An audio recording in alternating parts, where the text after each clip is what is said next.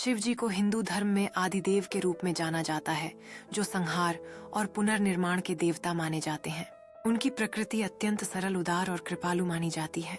शिव जी का एक महत्वपूर्ण गुण यह है कि वे बिना किसी भेदभाव के भक्तों की मनोकामनाएं पूर्ण करते हैं, चाहे वह भक्त अच्छा हो या बुरा। शिव जी को भोलेनाथ भी कहा जाता है, जिसका अर्थ है भोले और सरल स्वभाव वाले। वे अपने भक्तों की तपस्या और भक्ति से इतने प्रभावित हो जाते थे कि वे बिना किसी द्वेष या भेदभाव के उन्हें वरदान दे देते थे। इसके पीछे कई कारण हो सकते हैं। हिंदू धर्म में तपस्या का अत्यधिक महत्व है। जो भी व्यक्ति कठिन तपस्या करता है, उसे देवता प्रसन्न होकर वरदान देते हैं। शिव जी भी किसी की तपस्या से प्रभावित होकर उसे वरदान देने से नहीं चूकते, चाहे वह व्यक्ति अच्छा हो या बुरा। शिव जी समदृष्टि रखने वाले देवता हैं, जो सभी को समान दृष्टि से देखते हैं।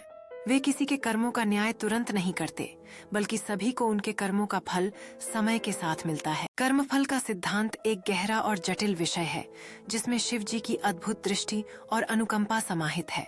उनका मानना था कि हर कर्म का फल अवश्य मिलता है, चाहे वह अच्छा हो या बुरा, और इस प्रक्रिया में समय ही सर्वोत्तम न्यायाधीश होता है।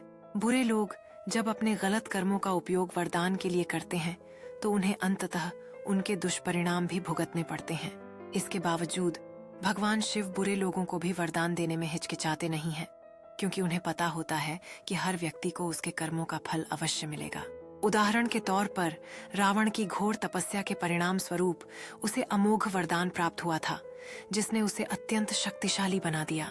हालांकि रावण ने अपनी शक्ति का दुरुपयोग किया, जिसके परिणाम स्वरूप उसे अंततः भगवान राम के हाथों हार का सामना करना पड़ा। भस्मासुर की कहानी भी इसी सिद्धांत को दर्शाती है, जिसने शिव जी की तपस्या करके यह वरदान प्राप्त किया कि वह जिसे भी अपने हाथों से छू लेगा वह भस्म हो जाएगा। लेकिन भस्मासुर ने इस वरदान का दुरुपयोग करना चाहा, जिससे शिव जी ने विष्णु जी की मदद से उसका अंत किया। निष्कर्ष, शिव जी का वरदान देना उनकी दयालुता, समदृष्टि और भक्ति प्रधानता का प्रतीक है।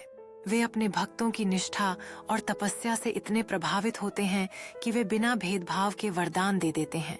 इसका यह अर्थ नहीं कि वे बुराई का समर्थन करते हैं, बल्कि वे कर्मफल के सिद्धांत में विश्वास रखते हैं, जिसमें प्रत्येक व्यक्ति को उसके अच्छे या बुरे कर्मों का फल समय के साथ मिलता है।